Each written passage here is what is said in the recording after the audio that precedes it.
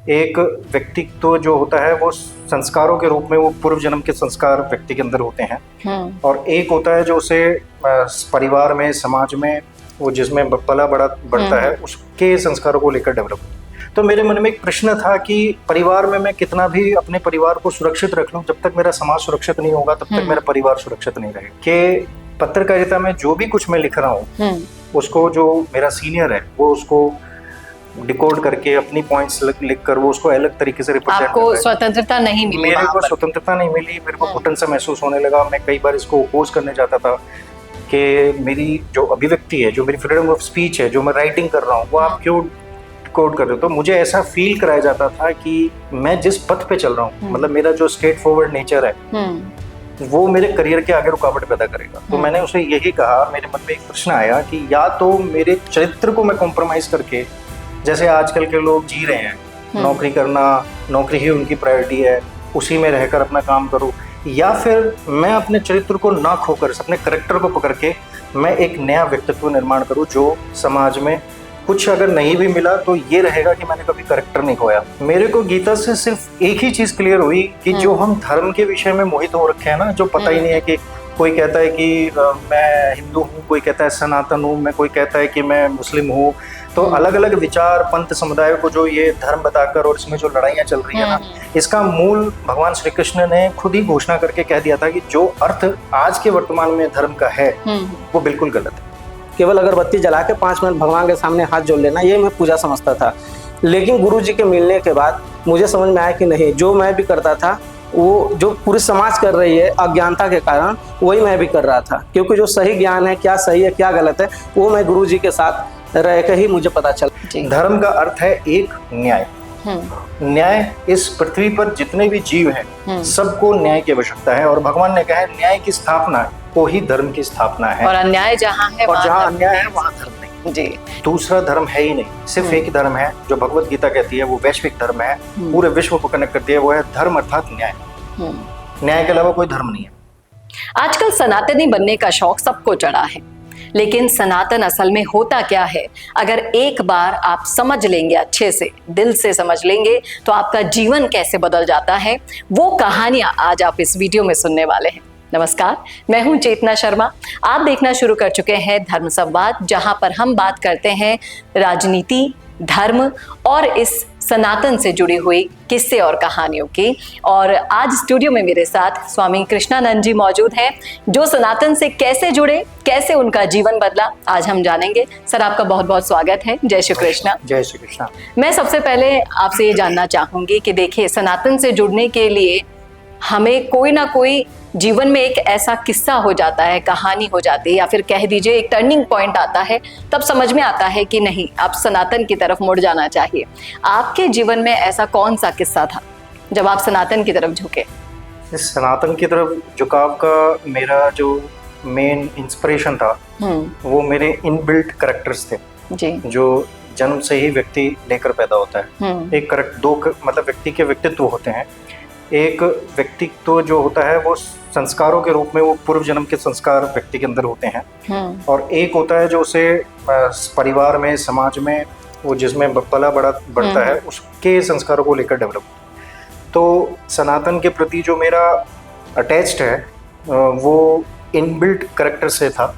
आपके घर में ऐसा माहौल था? माहौल तो ईश्वर की कृपा से मैं ब्राह्मण फैमिली में मैं पैदा हुआ, और माता पिता बचपन से ही पूजा पाठ में थे। देखता था, देखकर ऑब्जर्वेशन करके उसे खुद भी इम्प्लीमेंट करता था, तो पूजा पाठ में बचपन से ही रुचि थी।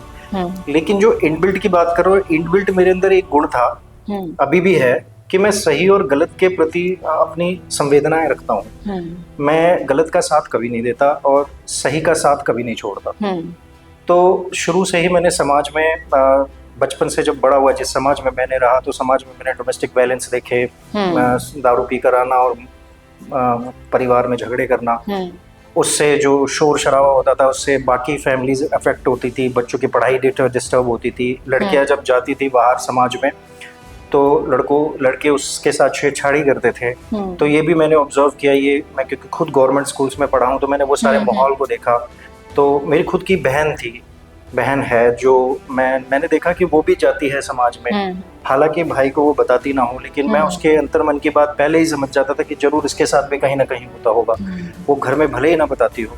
तो मेरे मन में एक प्रश्न था कि परिवार में मैं कितना भी अपने परिवार को सुरक्षित रख लूं, जब तक मेरा समाज सुरक्षित नहीं होगा तब तक मेरा परिवार सुरक्षित नहीं रहेगा। ये बिल्कुल सही कहा। और इसलिए फिर जब मैं 10th स्टैंडर्ड ऑनवर्ड्स गया, 12th स्टैंडर्ड्स गया, तो मैंने साइंस से पढ़ाई करी और फिर मैंने बीएससी करने के बाद, क्योंकि मम्मी का सपना था कि ग्रेजुएशन बीएससी से कर लो, तो मैंने उनके सपने पूरे करे। और उसके बाद मैंने मम्मी से पूछा कि मम्मी अब आपकी कोई इच्छा हो तो मुझे बताओ। तो मम्मी ने कहा कि मेरी कोई इच्छा नहीं है, तूने सारी इच्छाएं पूरी कर दी हैं, अब तू जैसे चाहता है वैसे जी ले। तो वहाँ से मुझे एक फ्रीडम मिला। तो जब मैंने फ्रीडम अपने को सोचा तो मेरे अंदर यही था कि मुझे समाज को जागरूक करना है, समाज में से बुराइयों को खत्म करने की कोशिश करनी है, प्रयास करनी है। तो मैंने जर्नलिज्म ज्वाइन किया जी। जर्नलिज्म में मैंने पीजी करने के बाद, मतलब मास कम्युनिकेशन में मैंने पीजी किया और करने के बाद मैंने चैनल को ज्वाइन किया। ज्वाइन करने के बाद मेरे को ये महसूस हुआ कि पत्रकारिता में जो भी कुछ मैं लिख रहा हूँ उसको जो मेरा सीनियर है वो उसको डिकोड करके अपनी पॉइंट्स लिख कर वो उसको अलग तरीके से रिप्रेजेंट कर रहा है। आपको स्वतंत्रता नहीं मिली? मेरे को स्वतंत्रता नहीं मिली, मेरे को घुटन सा महसूस होने लगा। मैं कई बार इसको अपोज करने जाता था कि मेरी जो अभिव्यक्ति है, जो मेरी फ्रीडम ऑफ स्पीच है, जो मैं राइटिंग कर रहा हूँ, वो आप क्यों कोड कर रहे हो। तो मुझे ऐसा फील कराया जाता था कि मैं जिस पथ पे चल रहा हूँ, मतलब मेरा जो स्ट्रेट फॉरवर्ड नेचर है वो मेरे करियर के आगे रुकावट पैदा करेगा। और कई बार मेरे सीनियर्स ने मुझे ये बताया कि तेरा करियर बंद हो सकता है, तू कभी आगे नहीं बढ़ पाएगा, रोजी रोटी नहीं मिल पाएगी तुझे, तू खत्म हो जाएगा, शुरू होने से पहले खत्म हो जाएगा। तो ये सारी बातें मेरे को हमेशा प्रेरित करती थी कि मैं और आगे बढ़ूं और आगे बढ़ूं। और मेरे पास दो प्रश्न था। एक समय ऐसा आया जब बॉस ने मुझे ये बोल दिया कि तेरी सैलरी नहीं मिलेगी अगर तू इस हिसाब से काम नहीं करेगा। तो मैंने उसे यही कहा, मेरे मन में एक प्रश्न आया कि या तो मेरे चरित्र को मैं कॉम्प्रोमाइज करके, जैसे आजकल के लोग जी रहे हैं, नौकरी करना, नौकरी ही उनकी प्रायोरिटी है, उसी में रहकर अपना काम करूं, या फिर मैं अपने चरित्र को ना खोकर अपने करेक्टर को पकड़ के मैं एक नया व्यक्तित्व निर्माण करूं जो समाज में कुछ अगर नहीं भी मिला तो ये रहेगा कि मैंने कभी करेक्टर नहीं खोया। करेक्टर मेरे साथ था, मैं कभी किसी के सामने झुका नहीं और अपने स्वाभिमान के साथ मैंने कॉम्प्रोमाइज नहीं किया।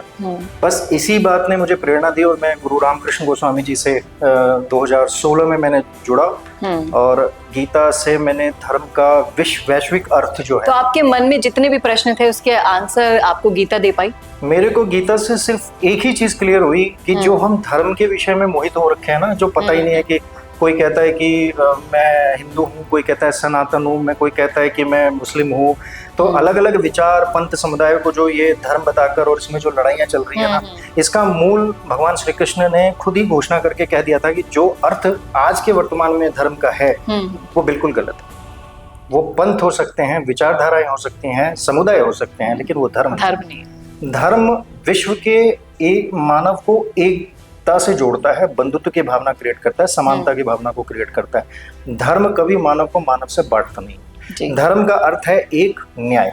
न्याय, इस पृथ्वी पर जितने भी जीव हैं सबको न्याय की आवश्यकता है और भगवान ने कहा है न्याय की स्थापना को ही धर्म की स्थापना है। और अन्याय जहाँ है और जहाँ अन्याय है वहाँ धर्म नहीं। जी, ये तो आपने बिल्कुल सही कहा। लेकिन आजकल के युवा धर्म को बहुत ही अलग परिभाषा में समझते हैं, उनको क्या संदेश देना चाहेंगे? आजकल के युवाओं को मैं बस इतना ही कहना चाहता हूँ कि सिर्फ अपने आप को पहले अपने अंदर झांक के देखें कि वो एक शरीर और एक नाम से संबोधित नहीं है, वो एक व्यक्ति है जिसके अंदर एक आत्मा है। वो एक आत्मा है और आत्मा सभी मानव के अंदर, इस दृष्टिकोण से सभी मानव एक समान है। और किसी दूसरे धर्म को नीचा दिखाने के लिए अगर आप भगवा पहन रहे हैं, जय श्री राम के नारे लगा रहे हैं, क्या ऐसा करने से सनातन की प्राप्ति हो जाएगी? मैं आपको वही फिर दोबारा से रिपीट कर रहा हूँ कि दूसरा धर्म है ही नहीं, सिर्फ एक ही धर्म है जो भगवत गीता कहती है, वो वैश्विक धर्म है, पूरे विश्व को कनेक्ट करती है, वो है धर्म अर्थात न्याय। न्याय के अलावा कोई धर्म नहीं है। लड़ाइयाँ चल रही है विचारों की, लड़ाइयाँ चल रही है मैं बड़ा तू बड़ा, इसकी लड़ाई चल रही है। मैं युवाओं को यही कहना चाहता हूँ कि धर्म को न्याय से कनेक्ट करके अपने आप को न्याय के दृष्टिकोण से सोचे कि राष्ट्र हित में, राष्ट्र के कल्याण के लिए वो एक मत होकर राष्ट्र के संरक्षण और संस्कृति के संरक्षण के लिए क्या कदम उठा सकते हैं। और इसकी शुरुआत अपने घर से ही करनी चाहिए, जिस तरीके से आपने की, फिर आप अपने समाज को बदलने के लिए निकले। बिल्कुल, तभी पूरा समाज बदल पाएगा। ये संसार चक्र है, इसमें व्यक्ति को अपने घर, सिर्फ व्यक्ति अपने परिवार और अपने तक सीमित नहीं है, व्यक्ति का समाज भी है, समाज से उसका वो समाज किसी गांव या शहर में आता है, शहर जिला में आता है, और जिला किसी राज्य से बिलोंग करता है, राज्य इस देश के अंदर आता है, और देश विश्व के अंदर आता है। तो गीता के अनुसार जो परमात्मा का है स्वरूप, वो विश्व रूप है।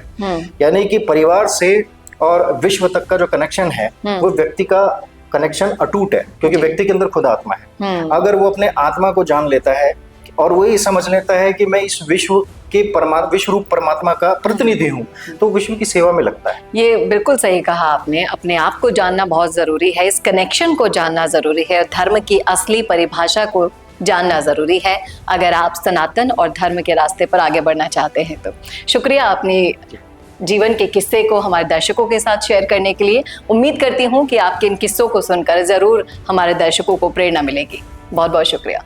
Thank you.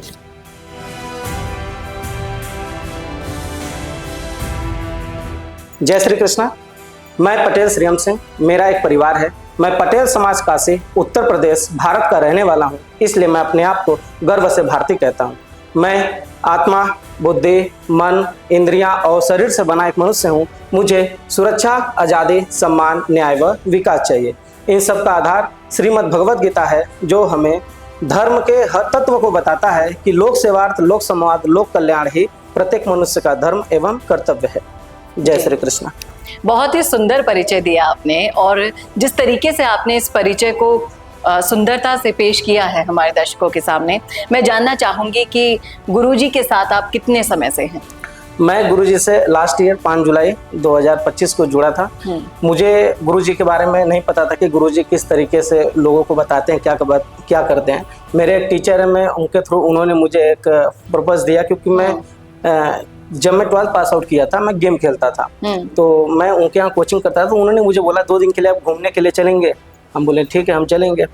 तो उस घूमने के पर्पज से गोरखपुर में डॉक्टर श्यामा प्रसाद मुखर्जी जयंती से लेके लोकमान्य बाल गंगाधर तिलक जयंती तक 18 दिवसीय कार्यक्रम चलने वाला था। ये मुझे कार्यक्रम में जाने के बाद पता चला। तो जब मैं वहाँ पे गया, तो मैं 6 जुलाई को जब गोरखपुर में एक कॉलेज में कार्यक्रम पढ़ा, उसमें मैं उस कार्यक्रम को मैं अटेंड किया, और जिस तरीके से गुरुजी ने धर्म के बारे में बताया कि नहीं, सत्यता क्या है, क्या सही है, क्या गलत है, मैं उसको सुनते मैं अट्रैक्ट हो गया। क्योंकि इसके पहले जो मैं भी समझता था पूजा पाठ क्या होती है, मैं केवल सुबह उठ के मैं भी केवल नहा धोकर वो दिनचर्या का कार्य पूरा करने के बाद केवल अगरबत्ती जला के 5 मिनट भगवान के सामने हाथ जोड़ लेना, ये मैं पूजा समझता था।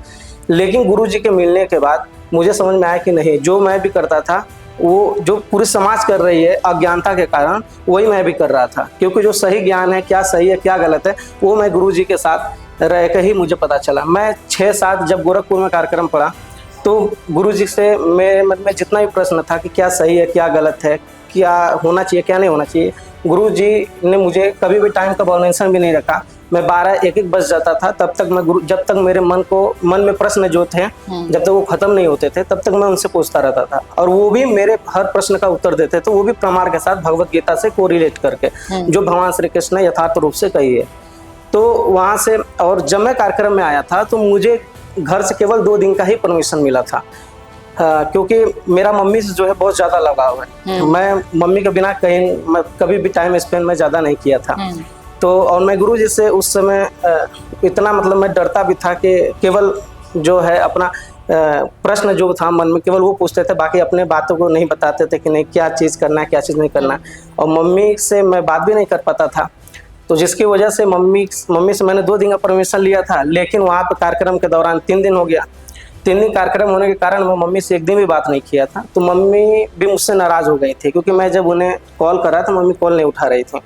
उसके बाद जब गोरखपुर के बाद जब 9-10 अपना बनारस में कार्यक्रम था, काशी के बाद ये कार्यक्रम प्रयागराज के बाद अयोध्या के बाद कानपुर के बाद लखनऊ, फिर मैनपुरी, फिर वृंदावन में इसका समापन था। तो आपकी इस पूरी यात्रा ने आपको पूरी तरीके से बदल दिया जी।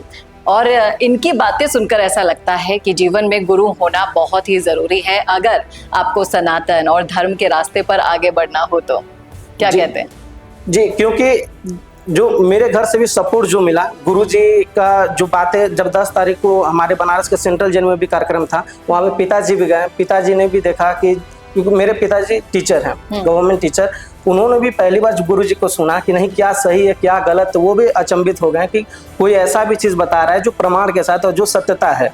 तो पिताजी ने भी मुझे जो था कार्यक्रम, जो मुझे 2 दिन का परमिशन मिला था, हमारे घर वालों ने जब गुरु जी को सुना, देखा, बताया, तो मुझे वहाँ से परमिशन मिल गया। आज मुझे मेरे घर वालों की सहमति से, मैं अपने स्वयं इच्छा से मैं गुरु जी के पास में ही जितने भी उनके कार्यक्रम होते हैं मैं रहता हूँ, उनके चरण में ही मैं अपने आप को समर्पित कर दिया हूँ। और जो ज्ञान की अनुभूति और जो सत्यता जो सही है उसको मैं प्राप्त कर रहा हूँ। और जो देश में गुरु जी जो लाना चाह रहे हैं, जो हर मनुष्य के अंदर जो कर्मयोग की शिक्षा देना चाह रहे हैं, जिससे कि मनुष्य कर्मयोगी बनेगा। जब वो कर्मयोगी बनेगा तो ही उसका कल्याण होगा, विश्व का कल्याण होगा। क्योंकि प्रत्येक व्यक्ति जो है वो अपने परिवार, समाज, गांव, शहर, जिला, प्रदेश, देश, विश्व से जुड़े हुए हैं। इसलिए हम कह सकते हैं कि एक व्यक्ति जो है वो विश्व से कनेक्टेड है।